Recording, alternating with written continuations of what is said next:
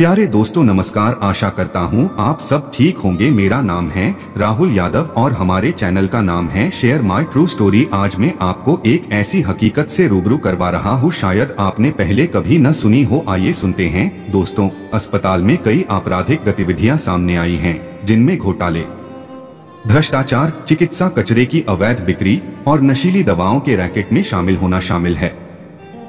ये खुलासे कुछ वकीलों और छात्रों के साक्षात्कार के माध्यम से सामने आए हैं। जो भी इन गतिविधियों का विरोध करता था उसे या तो प्रताड़ित किया गया या मौत के घाट उतार दिया गया।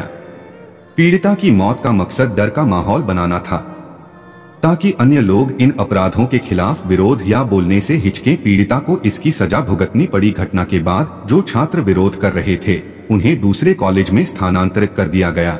अस्पताल में विश्राम के दौरान हत्या। 8 अगस्त की रात 31 वर्षीय महिला डॉक्टर ने अपनी ड्यूटी पूरी करने के बाद अपनी रात की शिफ्ट खत्म की। रात 2 बजे उन्होंने अपने साथी डॉक्टरों के साथ रात का खाना खाया। 36 घंटे लगातार काम करने के बाद डॉक्टर ने अस्पताल स्टाफ के लिए बनाए गए डॉक्टर के विश्राम कक्ष में आराम करने का निर्णय लिया। उन्हें 36 घंटे लगातार काम करने के लिए मजबूर किया गया और यातना का सामना करना पड़ा, लेकिन उन्हें नहीं पता था कि यह आखिरी बार था जब वे शांति और सुरक्षा के साथ आंखें बंद कर रही थी। अगली सुबह सहायक सुपरिटेंडेंट दैव्यपायन बिस्वास ने डॉक्टर के परिवार को सूचित किया कि उनकी बेटी ने आत्महत्या कर ली है।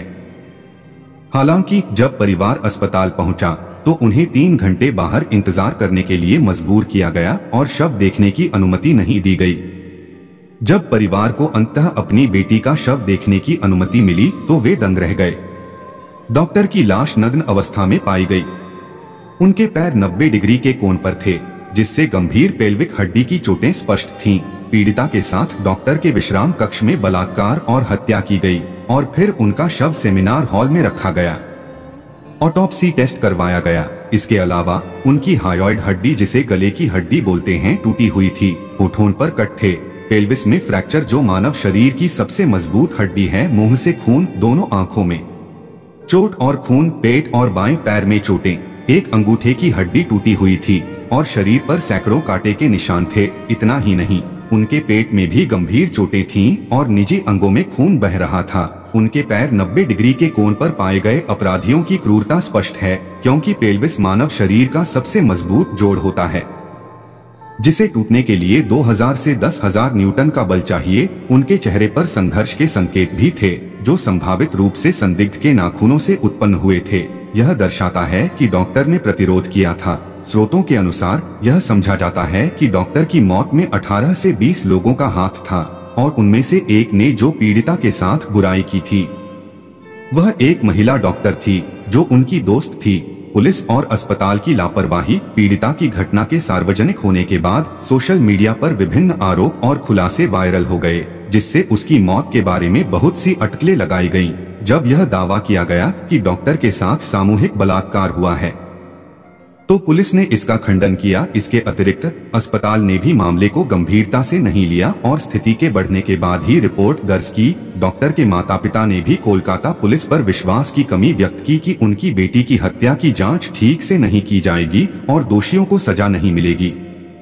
13 अगस्त को कोलकाता हाई कोर्ट ने राज्य पुलिस को सीबीआई को मामले को सौंपने का आदेश दिया, क्योंकि अब तक की गई जांच से असंतोष था। 15 अगस्त की रात लगभग 7,000 लोग अपराध स्थल पर गए और सबूतों को नष्ट करने की कोशिश की। सोचिए, 7,000 लोग अस्पताल में आए ताकि अपराध के सबूतों को मिटाया जा सके। यह अपराध की गंभीरता को दर्शाता है और शक्तिशाली व्यक्तियों की संलिप्तता का संकेत करता है। पुलिस इसे रोकने में असमर्थ दिखी, जिससे जनता निराश हो गई। इसलिए हाई कोर्ट ने बंगाल की मंत्री ममता बनर्जी और राज्य पुलिस की भी आलोचना की, जिन्होंने स्थिति को नियंत्रित करने में विफल रहे। विशेष रूप से जब जनता आसानी से अपराध स्थल तक पहुंच सकती थी। एक संदिग्ध गिरफ्तार और बाद में खुलासा।